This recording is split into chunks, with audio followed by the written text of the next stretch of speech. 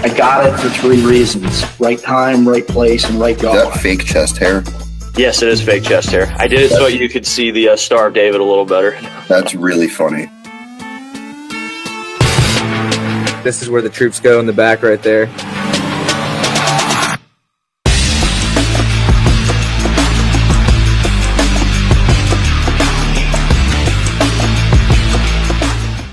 All right, ladies and gentlemen, I am coming to you live, unfortunately, very, very disappointed. You know, when I meet up with old friends, I want to see them, you know, you have an image of them when you were 6, 7 years ago, perhaps. And sometimes it's a shame.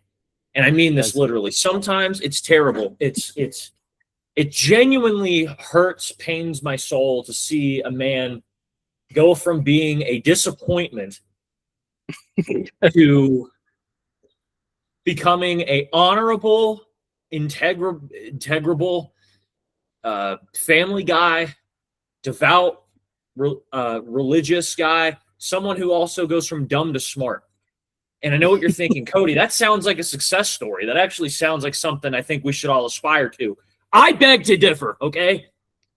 Sometimes your degenerate friends have a place in the sitcom of life, okay? And unfortunately, that role is now empty because the Johnny Knoxville, the Steve-O, the Donnie of the Wild Thornberries of my life is now no longer that. But even with that said, I still cannot express my happiness of welcoming back the real Wild Boy, the real Vanilla Monsoon, the real Albino, the Bobby West of Bobby Wests, a Corpsman. I haven't had a Corpsman on in a while. There was some. I'm the first. It's crazy that I'm the first Corpsman. It's crazy that I'm the first Corpsman. Oh no! We've had plenty of Corpsman. Okay, but yeah, but it's been a minute though because the Corpsman used to be some of my first guests on. Doc Lucas, I think, was the first. Was he the first guest? Or no, it might have been Wilson, but he was one of the first ones. But regardless, Robert, Bobby West, how are you doing? I'm doing good. I know I filled you a little bit in on the pre-show. Yeah, like you said, I hate to. Nobody's more disappointed that I'm not dead in a ditch somewhere than me. That's a lie, but no, I'm happy with how things have shaked out so far. I don't know of how smart or honorable or any of that other shit I am, but I'm alive, so that's more than I probably would have given. That's exactly what a smart and honorable man would say. That like, oh, you know, I'm not perfect. Trust me. The first step of wisdom is knowing not how wise I am. Don't be humble on me, Bobby. I think the first step of wisdom is not talking, and I think hopping on a podcast instantly nullifies that. So we both have thrown that out the window at the start. Okay, but we're making progress. We're bringing them down some levels. But yeah. So this is a very insider 2-8 episode because I've made, as you guys can tell, I've made some budget cuts for not having to go to the studio. I've had on some more of my people that I've served with here. But for those who don't know you, Bobby, if you could give a brief synopsis, who exactly is Bobby West? I mean, I guess we'll do it through the through the perspective of, you know, time in the military and stuff like that, and being a corpsman. Just a kid, grew up in rural Western Kentucky. Made the really astute observation, talking about being smart. I'm only smart enough to get myself into trouble, usually, or too smart for my own good, kind of thing. Not smart enough to really do anything with it. But at 13, I realized around middle school time that I really hated school. And wait a second, if I joined the military, none of this shit that I'm doing right now matters. And while that is technically a true statement, there's no fallacies in there. When you make that decision and start putting some real faith into that and letting it motivate your actions, you soft lock yourself into being a dumb shithead very early on. You get real good at it. So, which also means you are really singling yourself out to only join the military. And yeah, that's what happened straight out of high school. No great marks, nothing too noteworthy happened there. I mean, I was, just getting my feet wet of being a drunken dipshit, going to parties, getting in fights, not really winning a lot of them, but getting in them anyways. And I was looking at it, looked at all the branches. Marines seemed cool. That was really always the big motivating factor for just about anyone with in a teenage mind space of joining the military. Of like, this will make me cool. Looked at the Marines. It was definitely seemed cool. Still had under all of that dipshittery some kind of idea of like, I want to do something good with this. So no, as many people realize, they don't trust Marines with medicine. So I walked over to the Navy side, and wanted to be a corpsman, because that was the way to still go with the Marines while, getting to pat myself on the back and do the whole Hippocratic oath and everything else. And LARP is what was that, the Army guy? Spider-Man had the movie with him. Army Spider. Devin Doss, is that him? Doss. Wait, what are we talking about here? I'm a little confused. He was that Army medic that they beat him up because he wouldn't carry a gun, and then he saved all those people. Oh, Hacksaw Ridge. Yeah, Hacksaw Ridge. Everyone's already screaming at me for being retarded and not knowing his name. But yeah, it's that whole thing of like, I still want to be a good guy. I don't want to just be all hateful and mean and everything. I want to be a good guy too, because deep down that was the real thing that was going on. That, and there are 0 oceans in Kentucky to this day. Last time I checked, and that would get me the fuck out of there. So it did. Became a corpsman, went through all of that. Did not get sent to the Marines right away. Spent some time up near Maryland. That was when I kind of realized that the whole political system was pretty retarded. Before that, I was trying to, keep myself more or less on the straight and narrow. I was like, I'll be a good little civic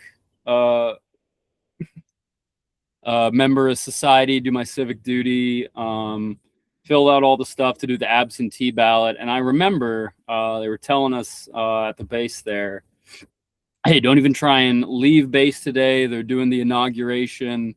The entire state of Maryland is pretty much butt fucked right now. You're not going anywhere to do anything. Don't even try it.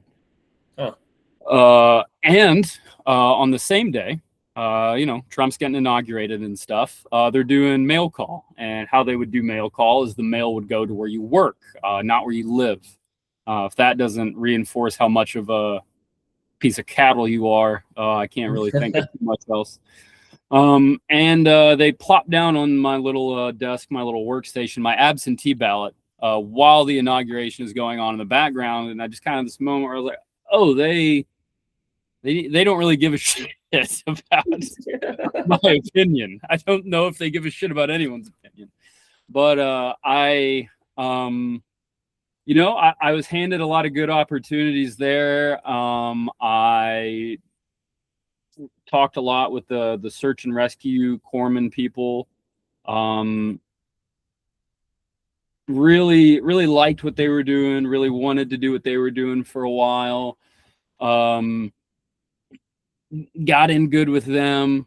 They're like, yeah, just put down, you'll go down to Pensacola, you'll do a little sea school training down there and stuff. And then when I opened up whatever website we used back then, to pick orders. I had a lot of those little Mardivs just staring me in the face, and I was like, Marine Division on all of them. My second class comes over. He was the search and rescue guys. He was like, "Hey, did you put in? I can talk to all the Pensacola people." And I was like, "I put in all Marine Division." He's like, "You're a fucking idiot." he was one of those cool guys, right? One of those cool guys that I talked about, I looked up to and stuff. He'd spent time in Afghanistan and stuff. He was a regular Greenside Corpsman before he went and did the search and rescue thing. So yeah, I threw out signing bonus and all of that. I think it was a $30,000 signing bonus back then. Yeah, crazy, right? Wait, you threw that away? I mean, it's not like I already had the orders, but like you put in with them, and I knew enough of the people that are already in the community, and I was like, yeah, I want to go walk around the woods with a gun instead. And he was like, I walked around woods with a gun. I even got shot at. He said it was stupid. Getting paid more and doing something else is better. But young, guys, dumb. I'll say this as a fellow infantryman. Like, you can say, I wanted to be an infantryman. But you know what I can also say? Yeah, I walked around in the woods with $30,000 in my pocket. Do the dishonorable thing and take the money. No, absolutely. If you get the chance, pogue out as quickly and effectively as you can. Undermine the entire American warfighting effort in order to get the most air conditioning and the most cush job you can, but enjoy it. Yes. Don't sit there and then pretend that you've got it so hard. Just be like, it's not that bad. Yeah. And when you get out, just lie. Stolen valor out the ass. Lie about your entire career. Like, look what I did. Like, I did a 4-year peacetime pump, and then I started a meme page / podcast. I lie my ass off to everybody. But so I went over, and I came over to you guys over at 2-8. That was my little cherry pop. Was coming over to you guys.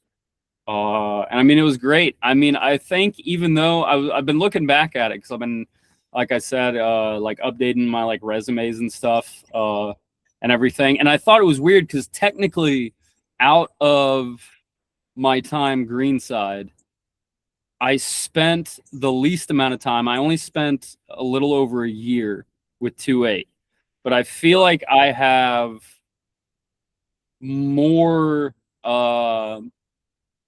stories from 2-8 than I do anything else. And that has to do obviously with the being cut from the same cloth as a lot of the shitheads that were in there. But yeah, and that's how I ended up in this sphere was that little introduction. So when did you realize that when you get to 2-8, you're with the Marine, you're going Greenside now? At what point did you realize that like this is the tribe, this is my universe? A lot of memories are obviously really hazy. I can't say that I really felt once I got with Cat. I can't really say that I felt really unwelcome at all. I don't know. It just felt like it fit very easily, and even just early on, I remember walking around the bricks with a giant bottle of rum like I was fucking Jack Sparrow consistently. That event is kind of like stretched over several days and nights as a common occurrence. From like the earliest few months of being with Cat, I think, before we went and did any real field ops or anything really. But yeah, I mean, I think it just fit.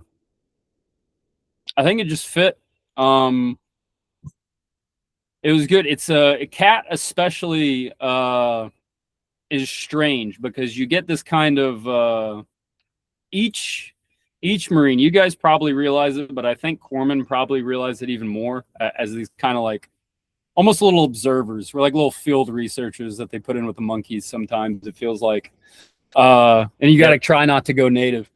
I did not do a very good job of not going native. But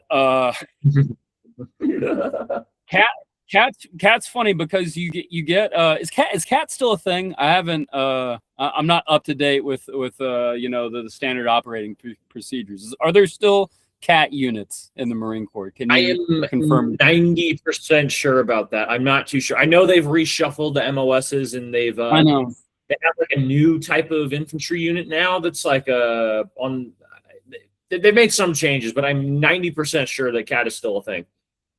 Good. But yeah, it's shoving together what I would put as the O3s, probably polar opposites, which is the 31s, the machine gunners, and the 52s, the missilemen, into little bitty cars together. It was Humvees while I was in Cat.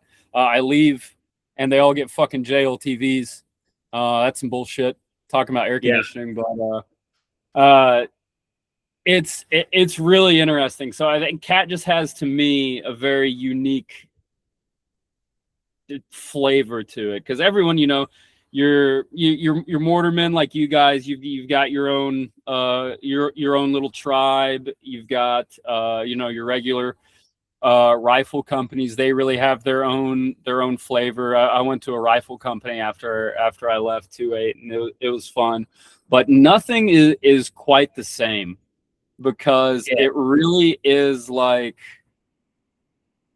they start to bleed over into each other. They start to color outside the lines and become more like each other than I think either one of them would want to realize. But it's what more can I say? Cat's special. It's and when you shove guys together like that, you are going to get probably, I don't want to sit there and be cliche and say the best, because I don't think any of us were really doing our best back then. But you're going to get the most interesting experiences out of that, and I think that's that's definitely what happened with me, especially on the off hours. Speaking of an interesting experience, if you don't mind, I bring a certain event up.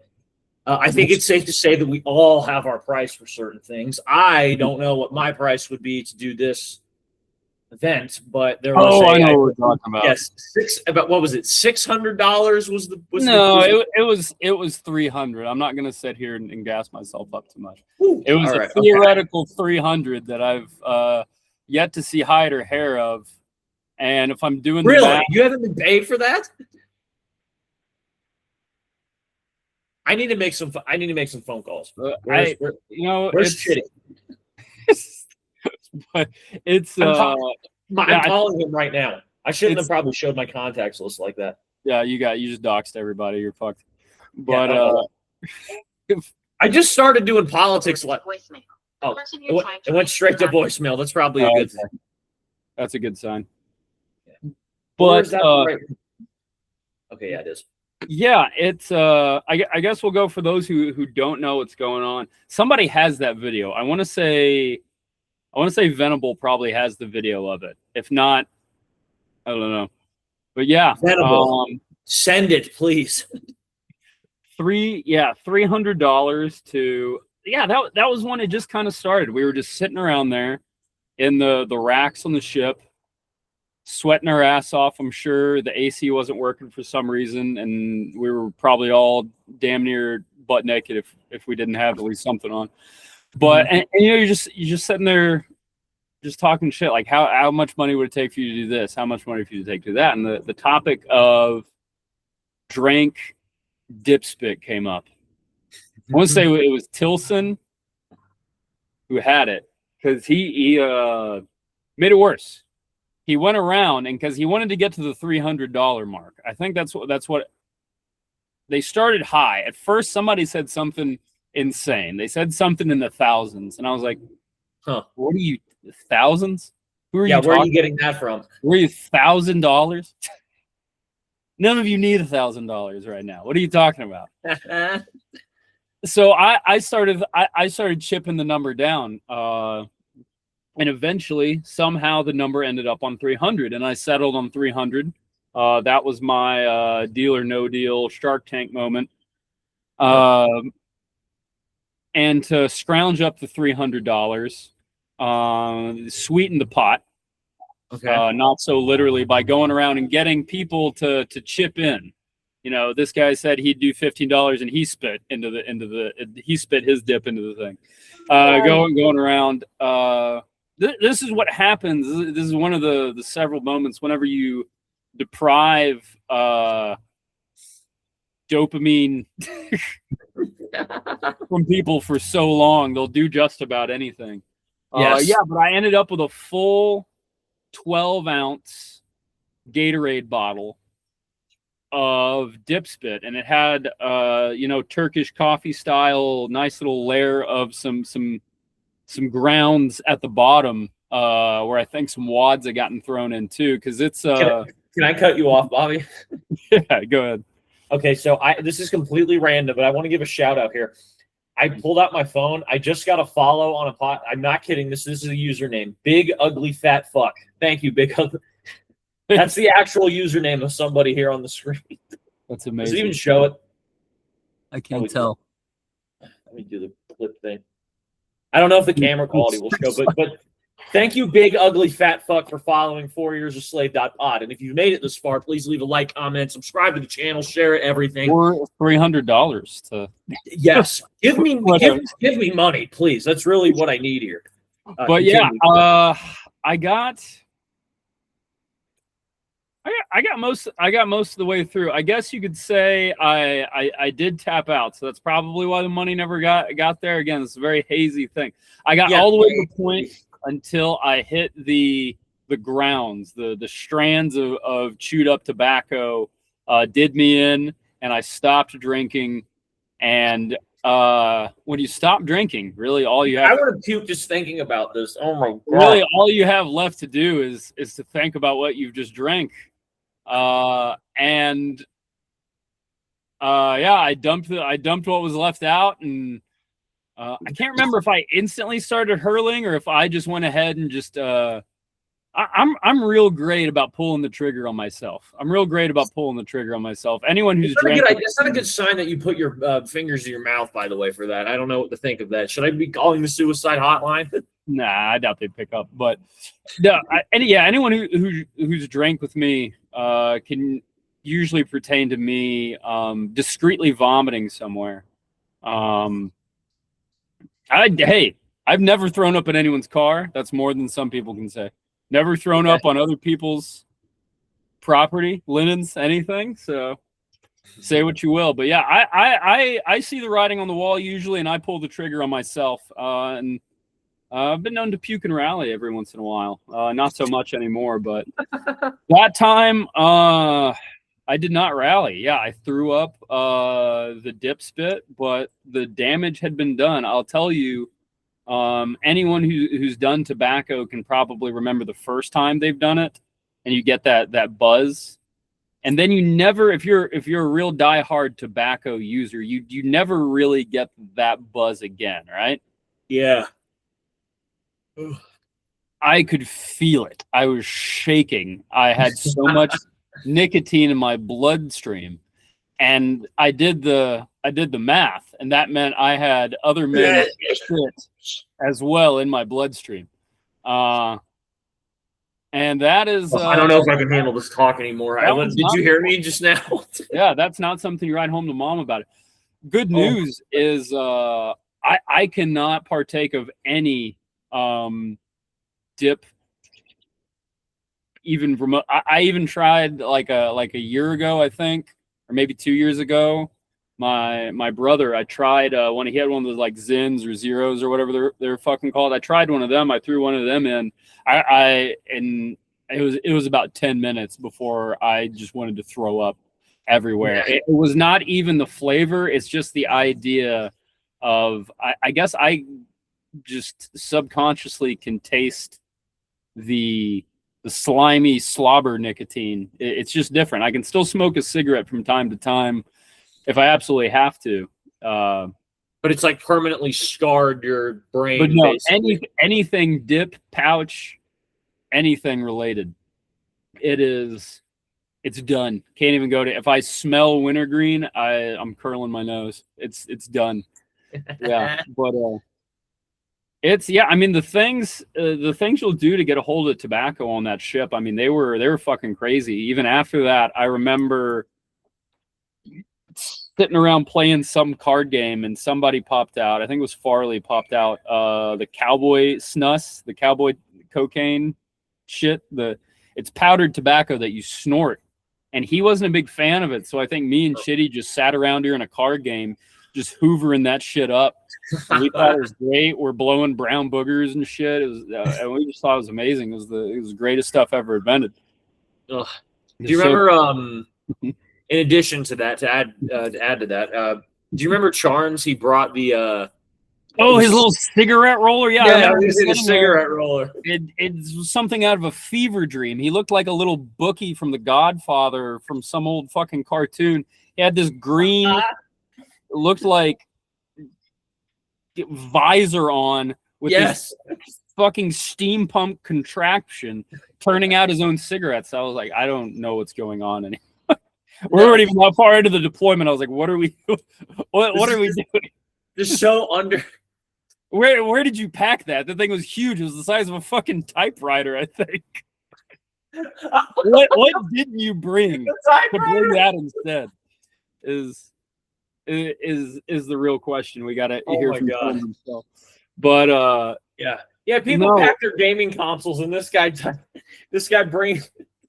brings in the fucking like the cotton gin basically in his sea bag. He's sitting there like he's a Victorian child working in a steel mill, just working a little machine in the corner. And I was like, but when that cigarette and tobacco shortage hit, I mean that was our that was COVID for us. I mean, I know it's weird. I'm sure everyone, that was stateside or was, not stuck on a ship, strangely enough, during that whole debacle. They have their own experience. And that was ours, I think, was really when tobacco ran out. I think that really hit home. I remember going into the med bay at night. That's when, if you guys didn't know it, this is kind of like hearing about your parents putting the Santa Claus presents under the trees. All of the corpsmen on the Mew, we would get together at night and we would sneak out of the stinky fucking barracks and we would go into the nice cold med bay and we would sit there and we would watch scary movies and drink iced coffee, all of us together while you all were sitting down there huffing each other's farts. I never knew that. We watched. You still had the ability to go away at BAS to do paperwork even on the boat? Yeah, it's you can't take it away. It's a God-given right to the corpsman to disappear. Did they teach you this in the Eastern Orthodox Church, Bobby? I don't remember any part of this. I mean, I know the Mormons have some pretty wacky stuff, but like what? Like, I don't believe that was not promised 3,000 years ago. That is not on the tablets that Moses had. It's an oral tradition of the corpsman. Okay, the Talmud. They really try to get it. They really try to get rid. I don't know what it's like for corpsmen nowadays. But yeah, I mean they really try and rein them in every once in a while. It's kind of like they try to bring the long arm of the law down on them. But yeah, I broke in one night. I didn't break in. That's way more extreme than it is. I pilfered an entire sheet, an entire like grandma's cookie sheet worth of tobacco cessation nicotine patches and just slapped them all over my body because we'd been out of tobacco for so long. I don't remember because you're only supposed to do like one and wait for it to wear off and then do another maybe once it starts to lull if it's really bad. But I just remember slapping on like 6 of those sons of bitches and basically just marinating. And so it's insane that I don't know. It's insane. I don't even smoke cigarettes or vape or anything now. So they no, it's I mean, it was a depraved and weird time. I remember going into other people's birthings and it being quiet and clean and generally peaceful comparatively. And we come back into ours, people are like shooting dice in the corner. You can hear somebody's head getting slammed into like a little sheet metal bed rack thing over in one other corner. Porto Ricans are randomly talking Spanish in another. I don't even remember who we had that was Puerto Rican, but I just always remember hearing them talking. But you look back on stuff like that, and it's like half of me thinks it was like some of the funnest, most best times of my life, and then the other half of me is like, God, what a waste of time! Like, holy shit! Like, oh, I mean, and that's the sad thing of it is I mean, that's really what that's really what the military is. I mean, we see it. It's, I don't want to say waste of time and devalue any of the connections I've made or anything along, I guess you could say, like the path that I've taken or other people have taken. But I mean, I think really the only way to give it the respect it deserves is to realize that it was a very big waste of time. It looks good on some resumes here and there. Yeah. Pending, but even then it still might not. It's just not really worth all that much, other than if you can, keep up these kind of connections with your guys and make sure they're healthy connections is the biggest thing. Because I'll be honest, I don't think I really had like two horrible falling outs with anybody, surprisingly enough, because of my behavior. But that's a first. I really should have. If it was me now, I would have just beaten the shit out of that kid and not interacted with him. Whoa. Let's throw some call outs here. We're big fans of fighting here on 4 Years a Slave because it's just Marine Corps centric. We have to endorse. Of course, there has to be some amount of animosity, but no, I never had any fallouts with anyone because of my behavior, and that really is, I think, mostly due to how I mean, realistically, kind of just how kind and patient and how people kind of understand that this is just. I mean, it stunts you, you don't grow up. Some people grow up a little bit more than others. Some people get stunted at different states in it, but I just, I mean, I'm pretty thankful for everyone that even if I wasn't entirely close with them, served with, because I'll be honest, I would have, me now would just beat the fucking goofy out of me 5 years ago, 8 years ago. And most times I would be beating the shit out of myself, looking back at my past self. And hopefully that's where you're at. I feel like if you really look back and you're one of these guys, and you're like, I was fucking golden that year. I was a fucking stud. I really turned head. Like, yeah. That's really, like I said, you really got to look at what it is and realize that, Yeah, realize that you shouldn't be resting on your laurels, I would say. Or getting a Boston accent for some reason. I don't know why I would change to that. It's my default. I fall back to it sometimes. Is that how you were raised in Kentucky with that? There's a big that New England, New York accent deep into Appalachia territory. That's our foreigner, that's in Kentucky. That's our foreigner is somebody from New England. That's the strangest, most out there thing you can have is somebody from New England.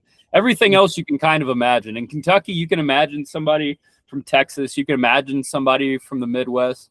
You can even, if you really sit there and you put your thinking cap on, begin to understand the mind of a Californian possibly. But somebody from the Northeast, that is a alien troglodytic creature that is just that is some real paleontologist Latin words you're thrown in here. All to describe somebody from Connecticut. No,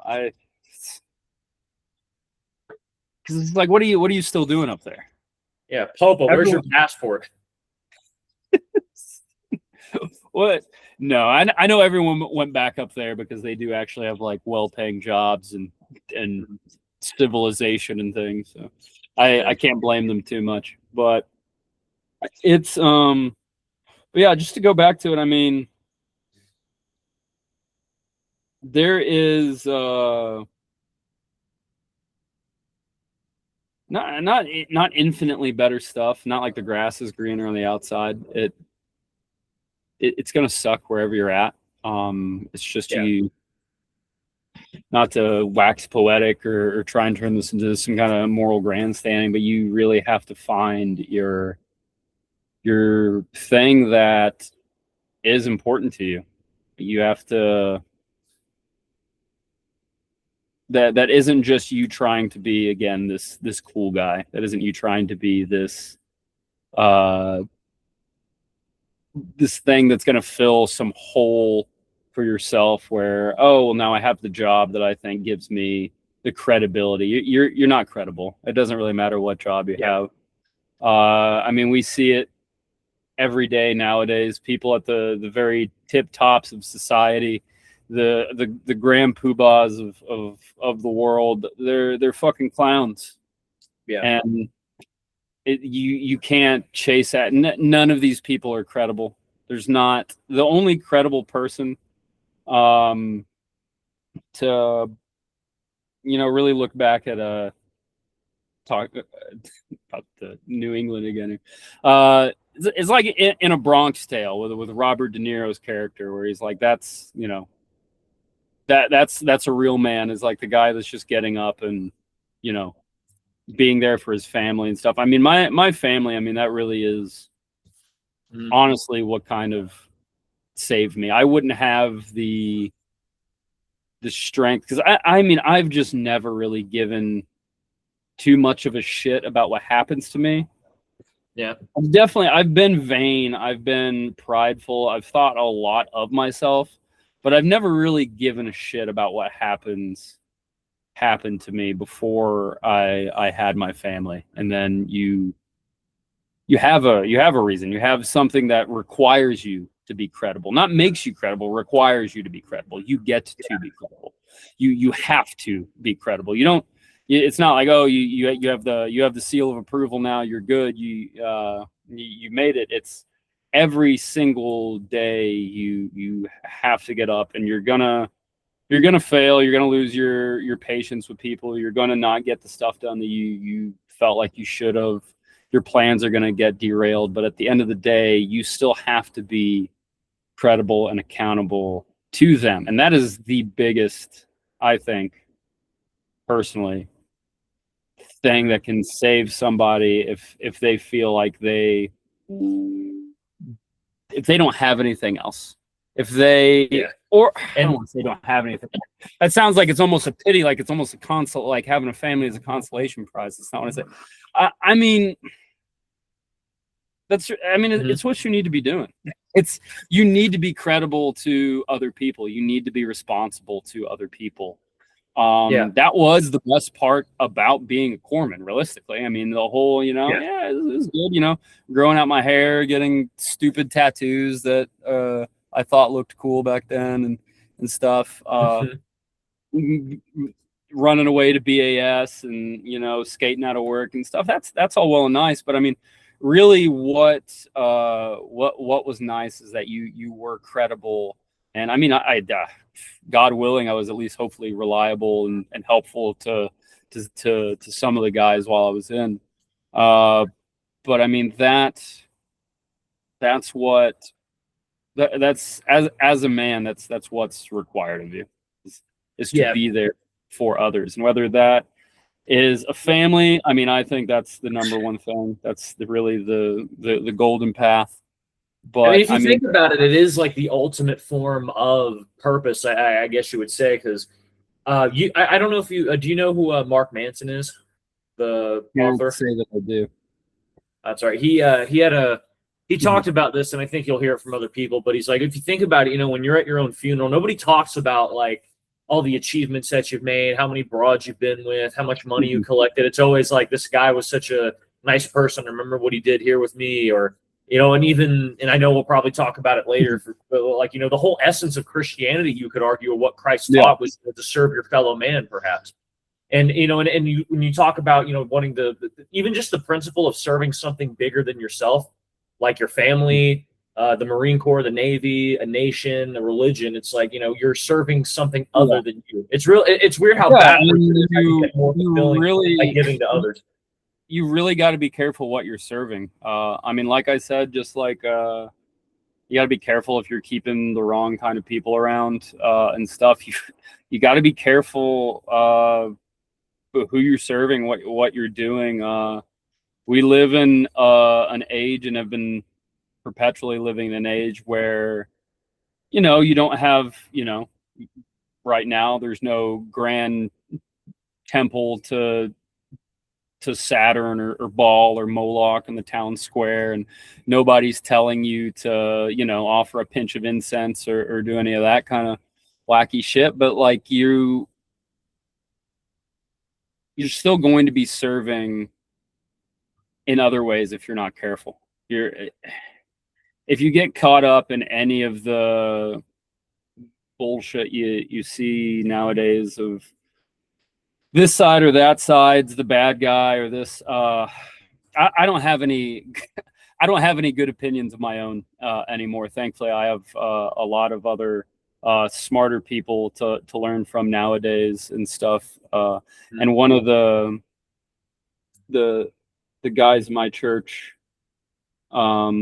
he's a Jordanian Christian, so he grew up in a Muslim country. His family's Christian. His family's been Christian. He lived under that and grew up under that. And he was talking to me the other day, and he's really good at just like catching you off guard and really just like hitting home on something that you didn't even realize you were kind of fucking up with. And he just, like, in the middle of this conversation, almost out of the blue, he hit me with, "Oh, who do you support in the Ukraine and Russia thing?" And I kind of stopped because, our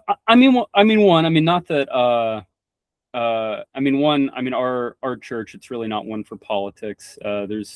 There's all types there, and it really doesn't matter at the end of the day. It's kind of like whoever you root for in WWE. I'll be honest with you. Yeah. Now, just to clarify, are you because I remember you said Orthodoxy, but you are Eastern Orthodox? Is that I'm Eastern Orthodox. We're part of the Antioch. Not to get into 2,000 years of church history or anything crazy, but my church is under the Antiochian diocese from the original city of Antioch, all that kind of thing. It's still there. It's the same one. It's the one you read about in Acts. But anyways, he was back to the fellow I was talking about. Yeah, he asked me that, and again, you have this kind of thing of like, well, one, we do live in a time now where we're like, oh, I don't want to say the wrong thing, right? Yeah. I don't. And I want to. You want to have the best take, the best idea of whatever is going on in the world, right? You want to have. Sometimes you want to have the most niche one. You want to have the most enlightened one. I was just kind of caught off guard, and I was like, you really care about what other people think, literally, and you're essentially people pleasing, but on a large scale. Right, and I had to sit there and think, and of course, anyone who might have looked into the Orthodox Church online, you're going to first have to probably sweep your way through a cavalcade of ortho bros. It's exactly like it's the exact same archetype as your bro vet or your trad west bullshit kind of thing. Whoa, okay. Is it some like hardcore like Eastern European guy who sells like kebabs? No. It's the exact opposite. It is a guy exactly like me. It's somebody who grew up in the Western world. He's probably a white guy between the age of 17 to 35. Okay. Who it's just like all of these other things. You know, you're really vocally displeased about what's going on, and you found an excuse to use this ideology as your soapbox to stand on. But that's not the point. And in that community, that you will have to, best thing you can do, just if you've got any questions about it, just go to a local Orthodox church and just talk to the people there in person, talk to a priest. Because if you hang around online too much, just like everywhere online, it's either a psyop or it's the most insufferable degenerate idiots that you're gonna run. I'm not naming names or anything, so I'm not trying to talk down on people. But really, I mean, as we were talking about, Wes, don't be afraid to say what's on your mind. Don't say. I don't know. Which is, I'm not really. I'm not on the. I barely have YouTube. I was bitching at Chitty the other day because he sent me something on YouTube. And I got back on YouTube because I hadn't even I'd been off YouTube for a little while, so I don't really know what's going on in the social spheres anymore, but I know enough to know that, you know, these guys are out here. And where I'm getting at with this is they are very pro-Russian to the point that a good chunk of them, at least the ones that are starting up the thing, are probably either a Russian psyop to make Westerners more, to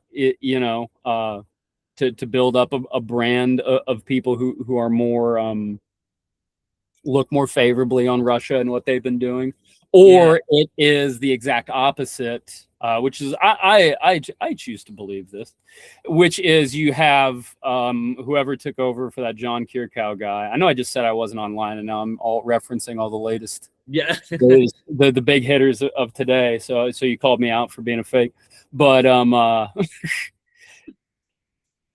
who's trying to pin, and you've already seen it a little bit in a few articles and some discourse and stuff, if you dig around some of the Times, and even a few things that have been proposed by senators, that the Orthodox Church as a whole is a Russian tool, which is just doesn't really make any sense. But long story short, I said, I guess Russia, because I don't really like some of the stuff that Ukraine's been doing. Yeah. And, you know, he had this humbling moment, because I wasn't, and again, I tried to do the whole waffle about centrist thing of being like, but, you know, I don't really know. And he said, he just like kind of cut me off, and he was like, every day in our liturgy, we pray for peace in this city and in every city. If you pray for peace in this city and in every city, you cannot then go and support a side in a war. Really? Unless if you're the guy and your country's getting invaded, yeah, sure, that's a requirement. But if you're one of us Monday morning quarterbacks sitting here hearing about this battle, or hearing about this missile, or hearing about this shit or that shit, and you're really rooting for them, like I said, like this is WWE or this is the fucking NFL. Yeah. I mean, that's really what it boils down to. Not Catholic, but I have to say, do like Pope Leo. I think if you haven't seen it, his recent statement over the whole thing of how if you are one of these world leaders who's responsible for everything that's going on nowadays, and your prayers are being choked out and they will not leave the rubble and smoke that you're creating. I'm paraphrasing. He said it much more eloquently than me. But and I really think it's kind of that same sentiment of you can very easily, and in America especially, I mean, from the jump, I mean, we are blessed to live comfortably, but we are also fucked by how comfortably we live and what we've been kind of taught, the importance of that, of living comfortably, of being comfortable, of being the top dog, of doing all of this other stuff. Every other country in the world can remember a time when they weren't the top dog, or can remember a time when they were and they aren't now. We don't have that in our modern consensus. As far as we've grafted our myth, we've been on the up since the jump in 1776. We've been on the up. That's our narrative, and it's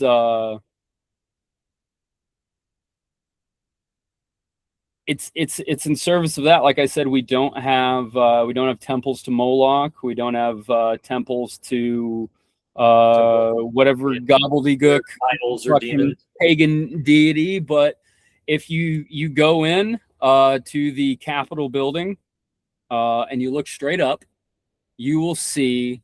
I saw it when I was a kid on a middle school trip, and it obviously didn't sink in because you think this stuff's normal.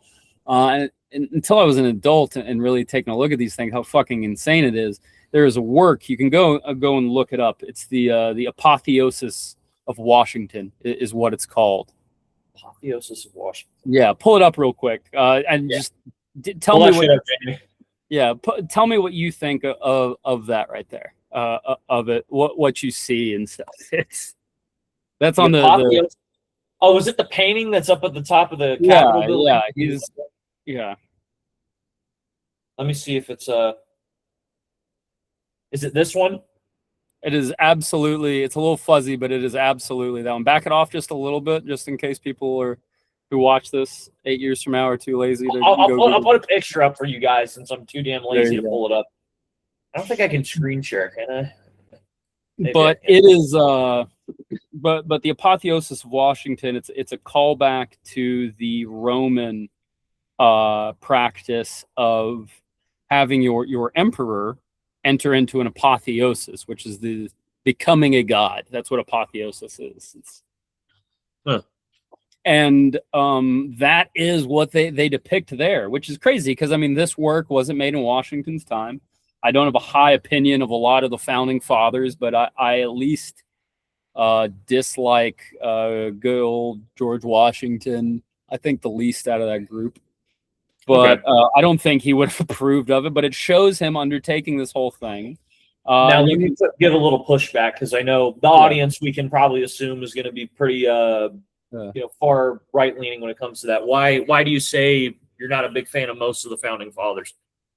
Oh, I mean, they're, no point in sugarcoating it. I mean, they're all Masonic sex pedophiles. I mean, it's the same shit that's going on today. That's not new. Like the Epstein thing, it's not new. It's that has been going on time immemorial. But yeah, I mean, most of them. I mean, if you really want to get into it, on top of just to pick a few corns out of the shit pile here. I mean, Benjamin Franklin, I mean, he was a notorious pervert who never, it's like a lot of the stuff. I hate talking a little dead. But yeah, I mean, he was a notorious sex pervert. You can go look up all those stories. I'll be the one to pose the question because sometimes you have to be a rebel. Is it wrong to be a pervert? Yes. Next question. Well, we have our answer, ladies and gentlemen. But then you have Thomas Jefferson. He's probably the most immoral, debased human scumbag of the group. I have a seething hatred. I shouldn't hate anybody. I do not like Thomas Jefferson. And is this because of the whole thing with like his? Because when I hear people say that they hate Thomas Jefferson, because he's slaves. Well, I mean, he groomed the child slave. Like I said, the child sex slave, Masonic sex cult. It never stopped. Like I said, but that is bad. That's not a good look. That's can't really do much with that one to help you. But well, I have heard rumors that supposedly that it might have been his father who got the slave woman pregnant. I've heard rumors about that, not confirmed. I don't know. I don't even know if we can do DNA tests to prove that because it's his dad. I don't know if sharing the 13, 14-year-old sex slave with your dad absolves you of anything, but that's not my biggest complaint. I know I'm pissing off everyone here. The right's That's mad. what we're supposed to do. Push back. And now the left is angry with me that's not my biggest complaint. It's a genuine complaint, but I mean, nobody's perfect. But I mean, really, it's just he's a lecherous, blasphemous, not a good guy. He rewrote. He was an atheist. Let's not sugarcoat it. He was an atheist. Not in his public life, but in his private life, there's revealed letters between him and John Adams, who, while not an atheist, was a Freemason. His John Adams family was involved, I want to say, with the Anglican Church, or what became the Anglicans become the Presbyterian Church. John Adams is, I think, brother or someone. One of the big Protestant.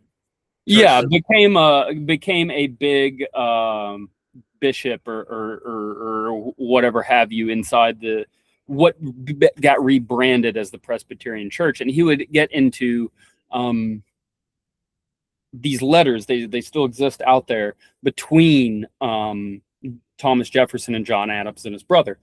And in one of them, John Adams said, "I love the story of Jesus, but all of the miracles and everything, I can't get behind." He tore out rewrote the Bible, or the Gospels. Sorry, he rewrote the Gospels, condensed them down into one book. Not that crazy, honestly, but he took out every bit of the miracles and just focused on it as if it was a philosophical document. And in those letters too, I won't get too deep. What I've heard is that it's like the goal, like the narrative that we're told is that it was meant to be because like if you read the New Testament, it's not like it's not a lineage. It's just like the books about people's perspectives of when they were with Jesus, more or less. But he tried to condense it to where it was a chronological timeline of like the life of Christ. Well, that had been done before in the early church, but what he also did was take out every single one of the miracles and just left the parables and the lessons and the stories. The early church did have several times where they're like, all right, let's put all these in together before, like, the Bible was the Bible and before the New Testament was considered canonical scripture. And while it was still just, deuterocanonical, if I'm using the term correctly, stuff that was used in the early church and what was still synagogues at the time. Yeah.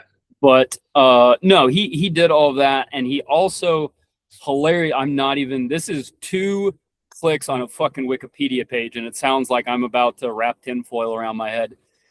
In those same letters, he talked about how much he liked Adam Weishaupt, who was the founder of the Bavarian chapter of the Illuminati. Okay. Of how much he loved his stuff and everything. And it's just, and I mean, that's just picking out two crumbs out of the bunch. This has never been a Christian nation. Mm-hmm. This has never been a nation that was guided by. Oh, what was it?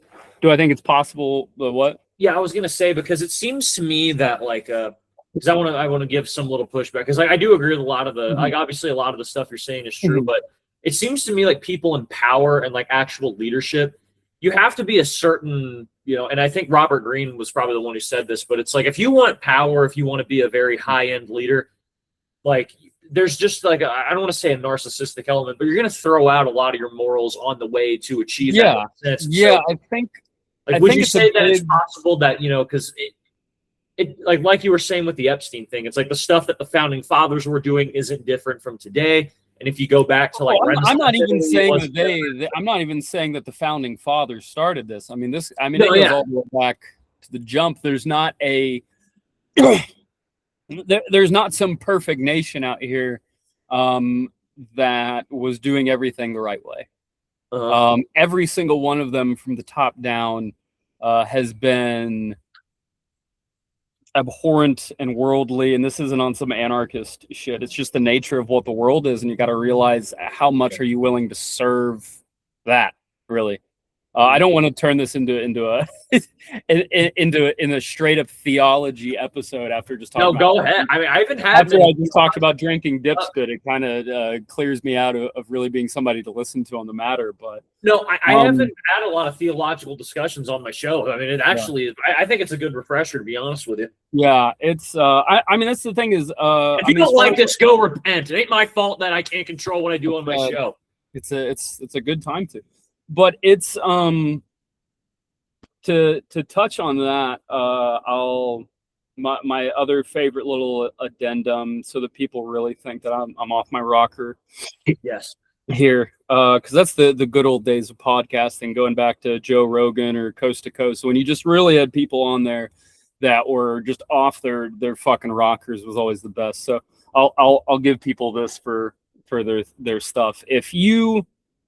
All right, here I'll do it this way. Who is or who were the founders trying to emulate whenever they were making America? What did they base all of their stuff on? Legally, artistically, all of that kind of stuff. What were they following? Well, who are they trying to be? I would say more or less I would lean toward Rome, but you saw a lot of British civil, there was a lot of British civil authority and law carried over because it already worked and everyone is familiar with it. But yeah, if you walk around Washington D.C., Roman style architecture and all that kind of stuff, and that's what even the name Senate, Yeah, we put Latin on all of our shit. E pluribus unum, semper, fuck me, whatever, everything else. All it's everything. Yeah, but it's and we aren't alone in that. Much of Europe has spent most of their time frame as countries trying to LARP as Romans one way or another, be it Charlemagne and the Holy Roman Empire, be it certain Frankish other Frankish kings, Germanics. Yeah. The Russians said that they were the new Rome and stuff. It's common. But who were the Romans? Now here's where we start getting worse. Who are the Romans trying to emulate? That's a good question. I know a little bit of like if you read the history of Rome from their perspective, but yeah. I mean, they have their own the empire before Rome. But again, I don't know. There you have it. Who was the empire before current empire? And that's who this empire is always trying to do. But they were trying to emulate and follow primarily Alexander the Great. The Macedonians and the fallout from the Macedonians. You had the Seleucids and the Ptolemies and all that kind of stuff. Yeah. And who was Alexander? Who? It's very funny. It's almost like there's this little torch passing going on, because one of I forget which, or it could have been several emperors, Roman emperors, went to Alexander's tomb as kind of this thing of like, I'm the next in line for this big thing. Yeah. Alexander did that too with Cyrus the Great. Mm-hmm. The Persian Empire, and the Persians were copying the Neo-Babylonians. The Neo-Babylonians were copying the Babylonians. The Babylonians were copying the Assyrians. The Assyrians, and I'm probably getting a little bit muddled here with my timelines and stuff. There's going to be but we get what you're saying though. But it's like it goes really far back, and once you get into those Bronze Age empires, to tie it back around here to where I'm going with all of this meandering, is that the Bronze Age empires had their own divine right to rule that oftentimes, if you look into what they said, came from the first pre-Diluvian, because they had a flood myth as well, or a flood story. I'll say a flood story. rather than say myth. It's kind of funny when you have multiple cultures in the region that are saying a flood happened, and here's our reason why we think it happened. It's a historical event. You know, I'm not going to sit here and split hairs with people over whether it covered the entire world or you know, anything like that. The known world, or, you know. Yeah, but they were claiming divine right to rule from the pre-Diluvian society that existed, the first city, essentially. Yeah. Now,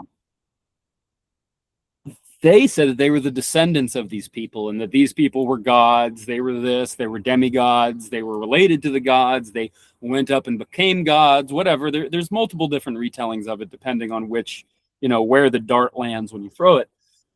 The only one that said something really different about that society is the Abrahamic and what continued on to become the Christian narrative. Yeah. Which is that the first city was not made by gods. The first city was not made by a divine, intelligent, and good people. Mm-hmm. The first city in the biblical account is made by Cain. This baton passing that you're seeing, if this is running off the presupposition that you believe in all of this stuff, and you believe that, you know, America's a Christian nation and all of this stuff, that you have a Christian nation that, and all of these other nations, that is playing baton with what they would believe to be a city founded by the consummate sinner of the Bible and the most horrid sinners that were so bad that God had to flood the world. And you kind of see that in a lot of talk today whenever people are, I've seen it passed around, it's like, oh yeah, when you read the Epstein files, I didn't read too much of them, thank God. I mean, it's kind of like, you don't want to be right about that stuff. It doesn't feel... Well, the weird thing with Epstein files is, like, and I hate to say it because, you know, unfortunately this is reality, a lot of it was nothing. I mean, you have to remember only half of them were released, and it's like, oh yeah, I mean, a lot of it was useless.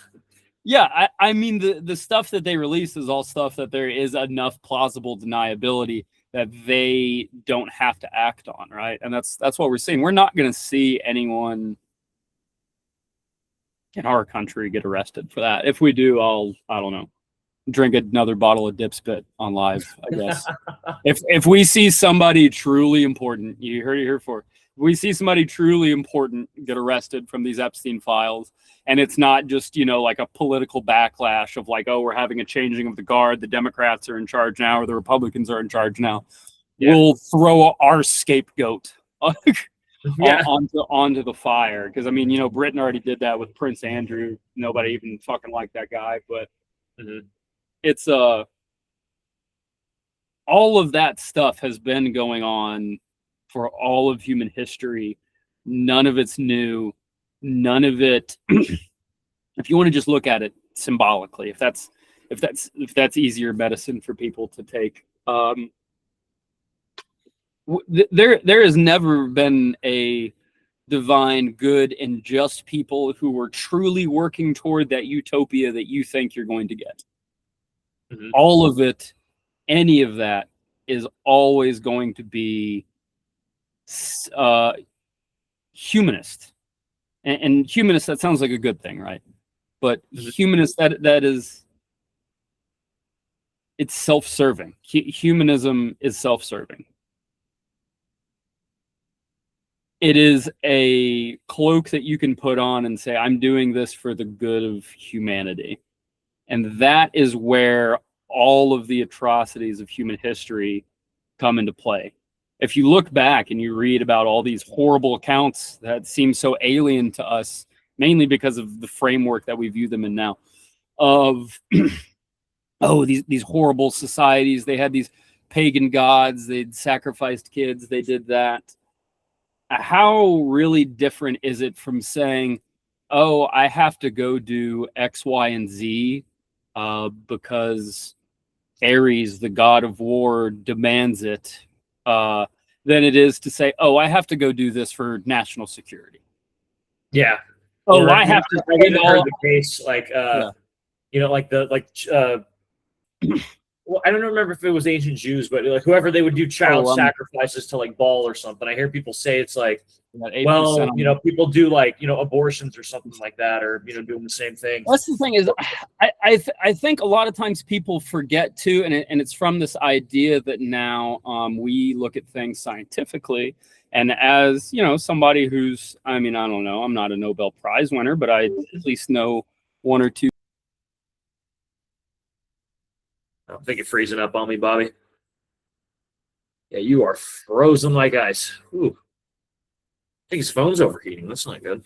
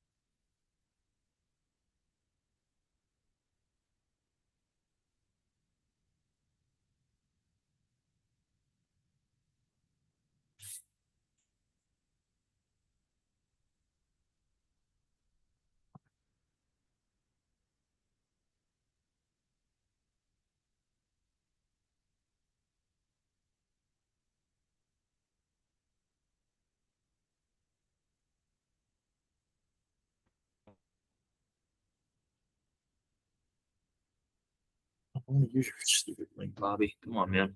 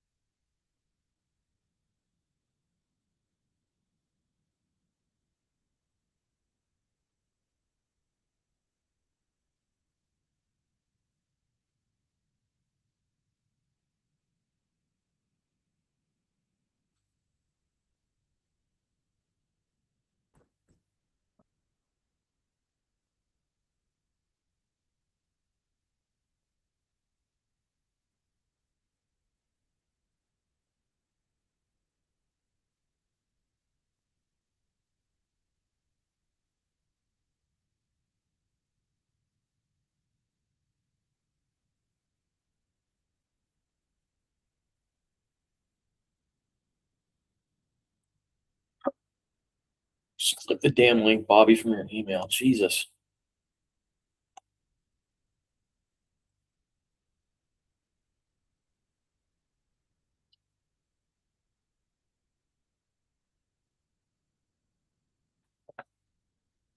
All right. All right, dope. You got it We got back. taken out there. Just switch over to the phone. My bad Looks a on lot that. better quality, I gotta admit. Yeah, I probably should have done it from that in the first place. But I do want to pivot, just so we can, because I do have to get going relatively soon, not too quick. okay. Yeah, that's fine. I'll chop it down slow. But I mean, yeah, what you're doing here is you don't have to look at it as this whole idea of like, oh, they're doing something in secret. Oh, they're doing this. Oh, they've got a secret temple in Bohemian Grove. It's right in front of your face. It's, it's Just do your homework. I mean, you don't even really have to. I mean, it's literally shoved in your face. It's how they want people to live. I mean, it's, work until you die, bye, raise the retirement age, don't see your family. Your family's not important. Don't be involved in anything that isn't the commoditization of people is really what it is. Don't fall for any of the identity politics stuff at all. I mean, really, that's what it is, because that's the quickest way. You're going to end up serving all of this stuff. I mean, I think that's good advice, even outside all the harebrained, poorly executed theological mumbo jumbo I was spitting your way. But yeah, it's to touch real briefly on what I was saying before the Rothschilds made my computer's battery die, as they always do when I'm doing something important. But Yes. They're probably poisoning your water well as we speak. well, they probably are. I did actually. If we get boil water orders out here, a lot for being in a first world country, but it's anyways. We look back on history with this idea of like, back then, I mean, they believed in magic, they believed in this, they believed in all of these other kind of things. We're post Enlightenment. We have the sciences. We have all of this now.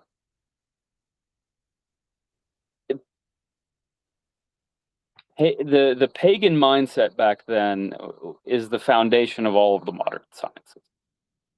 It is this idea of, I am watching cause and effect. I'm recording the cause and effect. I'm seeing what I can do to influence that outcome. That is technically what a magical system is. A magical system is the exact opposite of what would be considered miraculous. Miraculous, there isn't an explanation for it. There is nothing that you technically can do to influence the outcome or have a hand in the outcome. It just happens because of something outside of your understanding. Mm-hmm. Yesterday's magic is today's science, and that's not on some thing of like, oh, they're putting demons inside the phones. There's Mesopotamian wind spirits in Gemini and ChatGPT. It's none of that shit. Maybe there is. I don't know, but it'd be funny if it was. But if the only thing you are ever concerned with is that idea of what can I see and how can I manipulate the outcome, then you're going to become a cog in a wider machine of somebody else, a group of somebody else's, a lineage that stretches back time immemorial of people noticing, hey, if I do this and this is the outcome. That's just because we don't have, like I said, a temple to Artemis, a temple to Apollo, to Saturn, to Moloch, to Dagon, or any of these other things, or Shiva. I mean, I guess they still got that over in India, and they're doing okay for themselves, right? But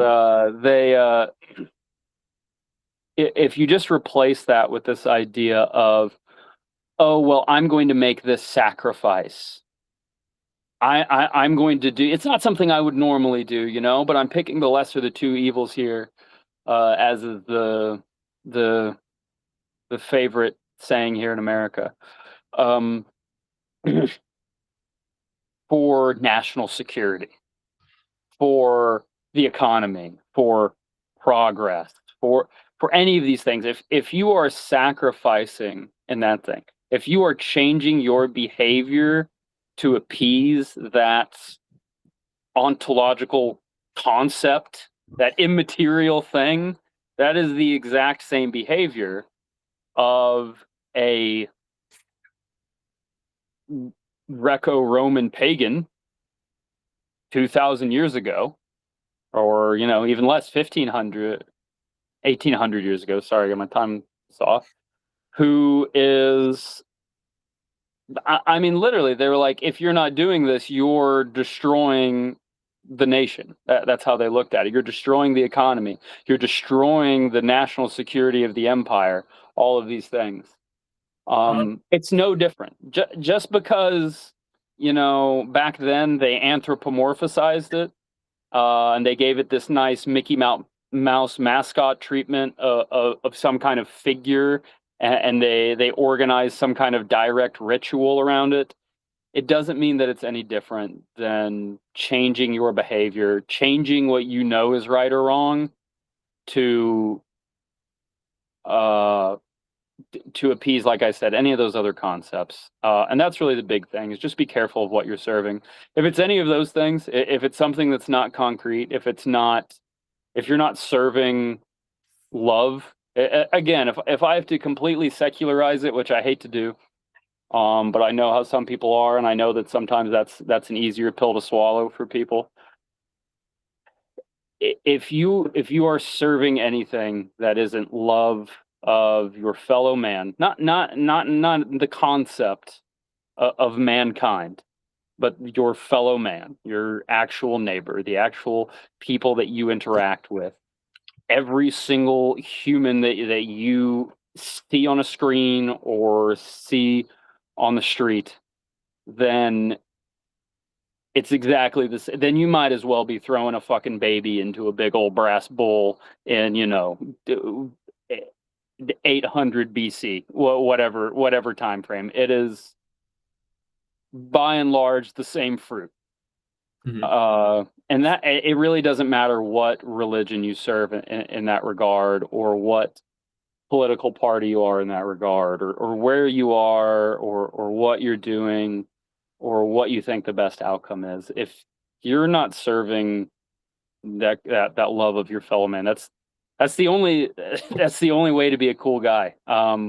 Maybe I'll find something else in my eternal search of being a cool guy, but this seems to be the only thing that's bearing any fruits. I'm not doing a good job at it by any means, but I at least have an idea of what it actually means. I suppose we're never really perfect at it, but I would say that because usually at the end I ask the guests to share advice to people who are still in the military, and honestly, I think at least that latter part would be good. But yeah, what would you say? What, like, to anyone who's listening that is still that has not yet received their DD 214? Realistically, I mean, we don't have the time for what I would tell them to do, but to sum it up in a thing, you do have a contract. You do got to see your contract out. You do got to do all of that. It depends on how ballsy you want to be. If you really want to have balls, go into whoever your CO's office is. If you're combat arms, and say, I'm deciding to be a conscientious objector to violence. I would like to serve in some other capacity, and do that. But again, that's ballsy. That's ballsy even for a Greenside corpsman. But it's practically unheard of, and you would be committing career suicide if you're a Marine, especially in 03.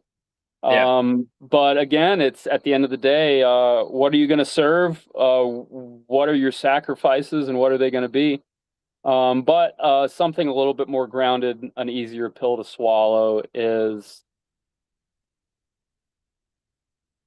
just don't ever get caught up in the hate. The last thing, before I stretch it on too much, my biggest regret, and what I would say to anyone who is in, I know we do actually have people who are deployed over there right now, and stuff is happening. People are dying. U.S. servicemen are dying. Tons of people are dying, and to get a little bit more somber and a little bit more realistic, they're in a worse situation than we were in, and I just don't do what I did. I have a thing that always sticks out to me is pretty much my biggest regret while I was in. I have lots, but my biggest regret was I remember being out there on scat and just sitting there, just laying in the prone for what felt like forever, watching those little Iranian boats skitter back and forth. And all I had was a little rinky-dink M4. I didn't have all the big shit that everybody else was toting. But I just remember looking through the sight at this fucking guy standing behind the Dishka. And I was just sitting there trying to think about like what his day had been like what he was going to do when he got off work that day. Did he see his family? Did he spend time in a barracks? Well, like all that stuff, really trying to humanize him. And it just didn't work. And I just still didn't care and I was like, if we just shoot this guy, it'd be way more fun. And that will be the title of this episode. After all the stuff that we've talked about, we're putting that there. Yeah. Don't be that. Even if I mean shit's that bad and shit's going on over there, just don't be that. Don't devalue people like that in any regard. They're all still humans. Every single one of us is. Even if that guy is, I don't know, going to blow your head off. I know that's really me preaching from a safe pulpit over here, but please don't do that. There's all kinds of other career advice or anything, but just don't have that idea sitting back there in your head that. I mean, thank God that didn't happen. That didn't work out that way, but it's a lot to unpack. And I think even if you don't see combat and stuff, it's a billion times worse for the people who have seen it. Ever getting to that point where you don't care about human beings enough that you would rather just that happen, you're going to be unpacking that at some point in your life. Just realize that's not being a cool guy. That's not what it is. It's most certainly not the do all end all or be all end all of the human experience. So yeah, if you can't be a conscientious objector, then just have some gravity to what it is that you're doing right now.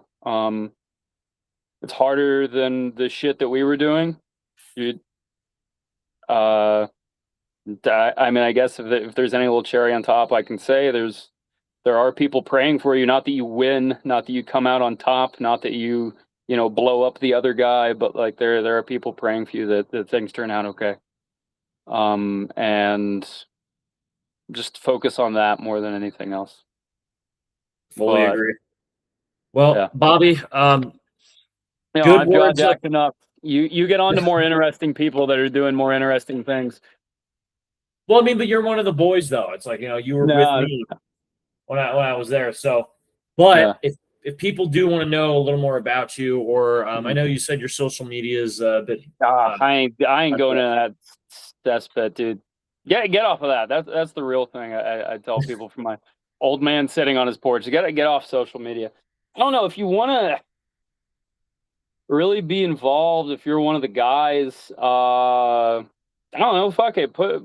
I'd put my number in the thing. I don't really give a shit. I mean, I already get scam calls enough. Shoot me a text so I know who you are. If it's one of the guys from 2-8, or if you sat there and you thought maybe that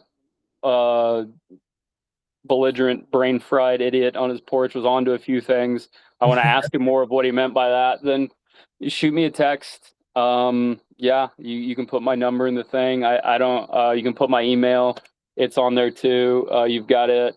But yeah, I don't really have social media or anything to keep up with my daily can't really keep up with my daily bullshit anymore. I promise you're not missing out on much, but I miss all of the guys. And like I said earlier in the episode, thanks for not beating the dog shit out of me any more than did happen. Yeah. No, it's good to hear back from anybody. Likewise, Bobby. All right, so we are putting personal information out there on social media, so that is a new thing.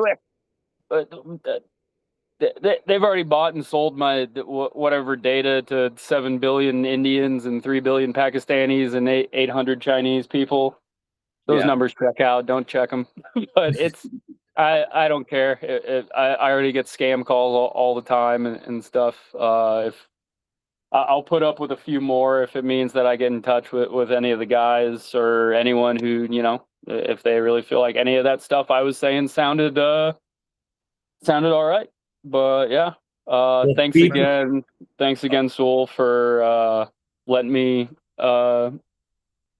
jabber for as long as I did, and just I hope everybody's doing good. You're very welcome, Bobby. We're glad to see that you're doing very well. There won't be a call afterwards when I hang up because I do have to get going. I got to go do some stuff for tomorrow morning. But with that said, Bobby, please keep up. Please keep in touch. All right, after we end it. All right. Absolutely. All right. God bless you guys. All right. You guys enjoy yourselves. Take care.